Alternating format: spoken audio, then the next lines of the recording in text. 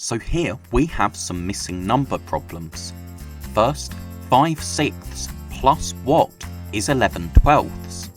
Now whenever we have a missing number in an addition problem, we always use subtraction to find our missing number. So we need to work out 11/12 minus 5/6. But we have a problem. To subtract fractions, we need the denominators to be the same. But 12 is in the 6 times table, so we can find a fraction equivalent to 5/6 with a denominator of 12. So we can rewrite our question as 11/12 minus 10/12. 10/12 is equivalent to 5/6 because 6 times 2 is 12, and what we do to the denominator, we do to the numerator as well, and 5 times 2 is 10. So now we have fractions with a common denominator, so we keep the denominator the same in our answer, and 11 minus 10 is 1, so our missing number is 1/12. Now 2/3 minus something equals 4/9.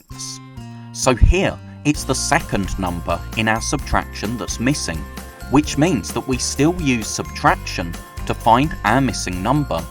So we need to work out 2/3 minus 4/9, and that will give us our missing number. But to subtract fractions, we need the denominators to be the same. Now 9 is in the 3 times table, so instead of 2/3, we can have 6/9 minus 4/9. These fractions are equivalent because 3 times 3 is 9 and 2 times 3 is 6. So now we have a common denominator, so we keep that the same, and 6 minus 4 is 2. So our missing fraction is 2/9. Now we have something minus 5/8 equals 1/4. So here it's the first number in our subtraction that's missing, which means we need to use the inverse operation. We need to use addition to find our missing number, because remember, subtraction fractions can be read backwards as addition problems.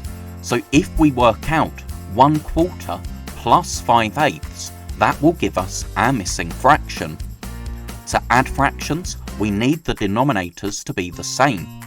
But 8 is in the 4 times table, so 1/4 is equivalent to 2/8. That's because 4 times 2 is 8, and what we do to the denominator, we do to the numerator as well, and 1 times 2 is 2. So now we can add 5/8 because our denominators are the same, we keep the denominator the same in our answer, and 2 plus 5 is 7.